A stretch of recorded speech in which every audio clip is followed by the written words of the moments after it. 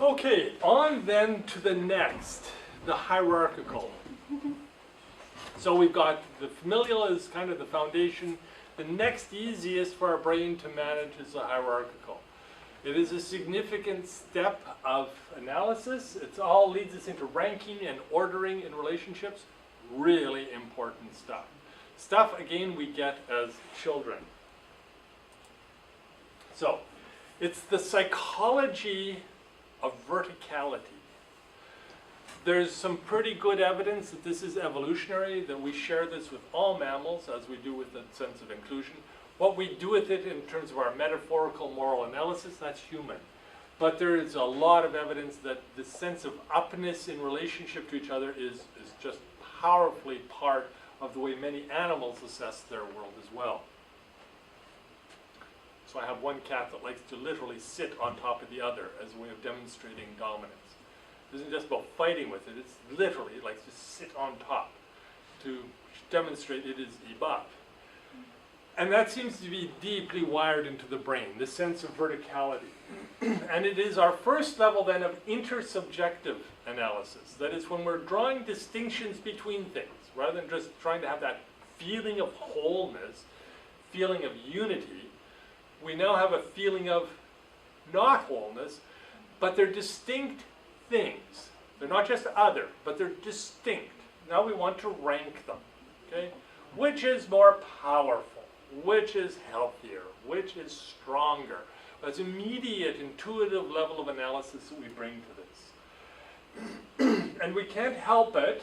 Up is good. It's the way our brains are wired.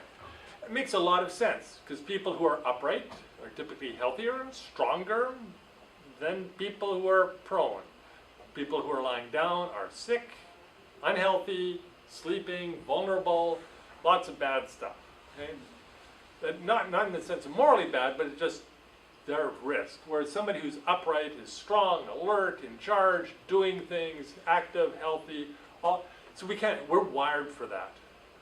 Get up means be strong, be proud, be healthy. Do that kinds of stuff, okay? Upness. I actually have a paper titled, Why is God Up? That looks at this and how it affects us. Because God isn't always up. There's some interesting reasons why God is occasionally down. But it's really rare. It has to do with, down is not bad. Down is the direction of resources, which I think, bottom is earth, roots, and resources, which can be very powerfully divine as well. That is, the earth that gives birth to us, the soil of resources, can be holy too, can be very full of the divine. So it isn't just the, but if that is true, but it's almost always then we're dealing with polarity of gods. There's one God below and another God above, positively interacting with each other, and creation is in the tension. Anyway, sorry, I can go on with that for a lot. It's powerful stuff, this verticality, and what it allows us to do, and the way we can break things, we can start distinguishing between things in useful ways. It also allows us to have a sense of motion. Are we rising or falling? That's powerful stuff. So it isn't just the rank of things in relationship to each other, it's are they moving in relationship to each other vertically? Are things climbing together? Are they going to pass each other? What's going on in relationship? We can do a lot of really clever analysis. So moving downward implies rot and degeneration or weakness or illness. Doesn't mean that's what's happening. But just think of what happens to a company if it stays like this and another company rises past it in terms of, say, stock value. So, for example, Amazon is now worth more than General Motors Corporation. What does that mean? Well, it seems to imply that General Motors Corporation is not as good a company as Amazon that's rising. It's possible, but maybe not. Maybe next week Amazon is falling. Something goes wrong with its technology, there's an inherent leak in its system, and all of a sudden it's worth less than General Motors. It's dropped in really. Is it now poorer than General Motors as a...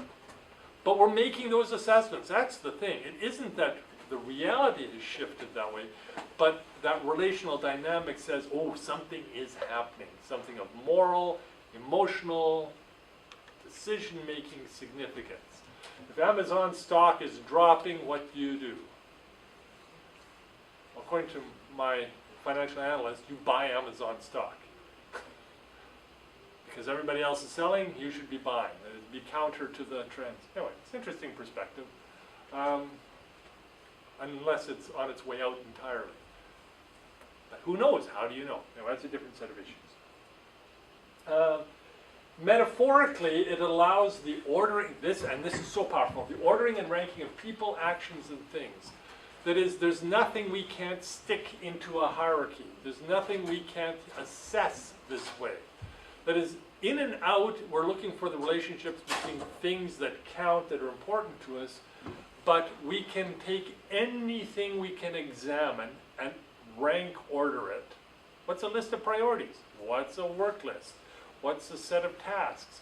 What is an organizational chart? All those things are just, we can go ranking anything. And we do it powerfully, we do it intuitively, and we do it rationally as well. Okay? We just do this. It's easy to do. Doesn't mean we're doing it accurately. That's a different question. But we do it easily, and that's important. So it's the psychology of verticality. So now we're getting to ordered reasoning. This is what it allows us to do. So the binary of familial reasoning doesn't allow ordering. You're either in or out. It's very simple. It's a binary set of categories. Now we have organizational hierarchies, hierarchies of knowledge, hierarchies of people, hierarchies of anything. That is, we're ranking things. Systems of power. You've got to watch something here. People often will look at this and go, well, this is the realm of power, and that's not true. Power is everywhere. It's within all systems. But it's easiest to see here because ranking, one of those rank issues is how much power we see in various people. That's a bad way of looking at things because it doesn't actually tell us what's going on in terms of power. Power is more complex than that. But it's a very useful tool. It picks up on things that we feel so quickly. It says priorities, obligations. This is really powerful, particularly in traditional cultures. But it turns out it happens wherever people are. You end up with a rank position that has obligations that go with it, that you pick up by association, much more so than being formally told anything. Formally, that's a responsibility, that's a job description. What does it mean to be a student? You learn what it means to be a student by observing other students, and you get a sense of rank obligation. What does it mean? What are you responsible to do? What should you be getting? What is your position in the hierarchy as a whole? You pick that up, and it's an important part then of your life. You may not like it, but you're stuck with it. That is, you're part of the hierarchical system. You have your place in it. And you learn it.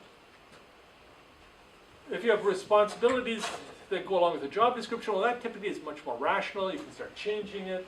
You can start flexing and thinking about it. But there's this moral obligation thing that is just deeply embedded in any culture, any situation, where people have that responsibility goes with it. You have responsibilities as students. I have responsibilities, obligations as a professor. We all know what they are, except when we don't, which leads to some very interesting dynamics. What happens when we disagree with that which has not been specified in the job description? Because it happens. I mean, I have to make sure I behave like a professor. Okay? You have to make sure you behave like students. We start messing around with that, everything starts to break down. Not necessarily between us, but the system as a whole doesn't function so well. It's implicit. We need to live according to those standards. Obedience is the core virtue. So this is very powerfully part then of virtue ethics because you've got a virtue. Very precise. Generosity is one of the core virtues of the familial mindset. Obedience is the central virtue of a hierarchical system. And then tied to that is typically a sense of honor. In North America, it's really hard to explain honor because we don't like honor-based systems. We've tried to move away from them. We still have them at some level, but they have to do with the way people are ranked kind of socially in the long term. That is, honorable people are at the top, dishonorable people are at the bottom. Except we don't like that. We like money. That's a much nicer way of organizing people. Wealthy people at the top, unwealthy people at the bottom. It's so much easier to work that way. Plus which, it doesn't have the moral weighting. But you become honorable by being an honorable person, by living virtuously, and you can climb. And in traditional cultures, it's extraordinarily powerful. You want to be an honorable man. You want to be an honorable woman. You want to be respected for your virtues, because you have obeyed the obligations and the duties of your particular rank and place in the culture. Powerful stuff. We can do it to any situation, any collection of anything. If we're applying it, we just start ranking. As a positive experience, very much about meaning and rightness of personal position. I am behaving rightly. I feel good about myself. Okay. Tenure, title, and rank. How many people here never want to be promoted? I don't. But that's because I was, and I don't like it. I don't like what happens up there. I'm going to advise you don't get promoted to the top. It's not a good place to be. But that's the problem. We love rising. Okay? That's this hierarchical mindset alive in our brain. We want rise in rank and tenure and title. That feels good. Why does it feel good? Because we're working within this brain set. Rising is good. Positively, it leads to clarity around tasks. Ranked order, we do that because it's ranked high, we do that next because it's ranked low. It really makes life easier. Clarity of responsibilities of others. We know where people are ranked, we know what they're responsible for. When we don't know where people are ranked, we don't know what they're responsible for and how we should relate to them. One of the things that North Americans have really done to the world that makes a mess of it, that I love, is we do not dress people according to rank. I really realized this years ago. I was at a meeting. There were 4 people at the meeting. It was a business meeting. One of them was there in jeans and t-shirt. Another was in a business suit. The other 2 were kind of business casual. What were their ranks? The answer is, who knows? You cannot tell by the way they're dressed. You don't know if the person in jeans and t-shirt is field staff, who's just come in, with work boots, or they're the CEO. You don't know. You can't tell. Well, that is these matters of dress. But it used to be you could tell who people were by their clothing they wore, the quality, the type, the style. And if you go back far enough in time, there were laws about what you could wear to represent your rank. So a master carpenter got to wear one kind of thing, and a journeyman carpenter something else, an apprentice carpenter something else, and a worker, laborer something else. And you can tell then, they're all working with wood, but you can tell exactly where they're ranked in the system. That's traditional. Here in North America, you can't tell a laborer from an engineer. Though apparently hard hats are coded, that they represent rank, so you know who you're dealing with on a work site, a white one, a yellow one. I don't know what the ranking system is, but apparently there is one. So, anyway, you can rank anything, but you have to know what it is. But in North America, we don't do a lot of that. Positively, when it's working well, you get a sense of the honorability of others. That is, it's just an inherent sense. People are good, honorable people because they're obeying their rank. And there's a sense of comfort of everything in its place. This is probably the next, after that familial sense of comfort and coziness and security, this will be the next most common resting place. It's a sense of everything in its place. The world is ordered. It is tidy. Everything is in place. The kids are in bed. I'm sitting. Whatever. It's all nice. Everything is, and I'm at peace. So this is, if you're not resting in your sense of identity and unity, you're resting in your sense of everything is in its place. The world is tidy. Isn't it lovely to have a tidy place? Actually, I'm pretty messy, but I know I feel better when things are tidy. I just don't do that. I don't go there. I don't need to. But I know what it feels like when I am there. It's good. That's the positives.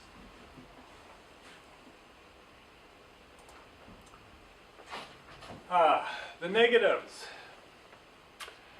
And the negatives are deep. And this is one of the reasons why in North America you can find people who actually have no idea what a hierarchy is. Okay? Which is, I find really weird. But I've run into people like that. They literally don't know what it is. That is, their brain assesses it, but the negatives have become so much a part of Western culture that we have kind of tried to pretend they don't really exist. But it doesn't take much probing to find they're there. But the negatives, and this is one of the reasons why North Americans are really uncomfortable with tradition. If you love tradition, you never came here in the first place.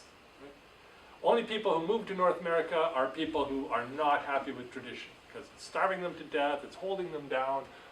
Religiously, it's oppressive. Whatever the traditions of the culture you're coming from are, you don't like them. That's why you come here. Well, in North America, that turns into a general dismay with traditions at any level. You even have people who will argue that tradition is in itself an evil. I don't know where else on the planet you would find that, but you can find people like that here. Because we like reason here, okay? For some very good reasons. So we're going to deny tradition. But tradition gives you a sense of place, gives you a sense of history, belonging, can even tie very closely to your sense of identity. Identity leads to... So familial and hierarchical can just lock together very powerfully. Now you're in the world of the tribe and the clan. Everything is in its place, and once it's in its place, doing its thing, it's part of the clan. It is part of the identity. So you can merge those two and move back and forth between them very easily. So compiled by tradition and can feel very rigid.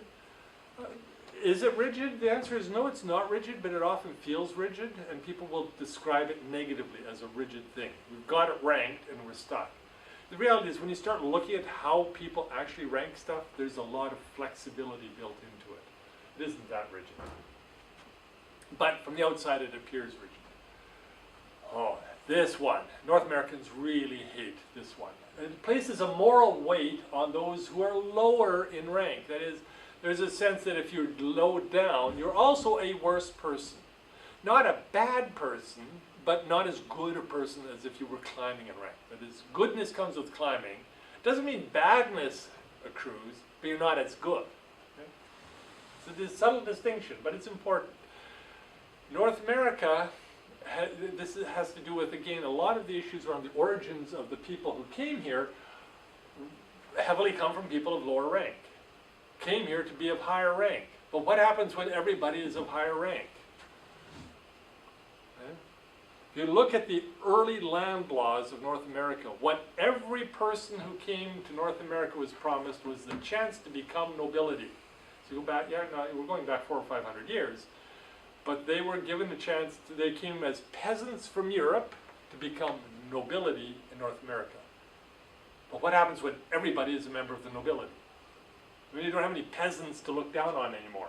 Well, then you don't want to start ranking types, because then, so we get away from all that kind of ranking. Very much tied to our democracy. Where does democracy come from? Once you've eliminated the peasants, many cultures of nobility get to vote. Well, what happens to a culture where there are no peasants? Where you only have nobility? That means everybody gets to vote. Well, we're into democracy. You have a responsibility then to grow up, and that feels bad.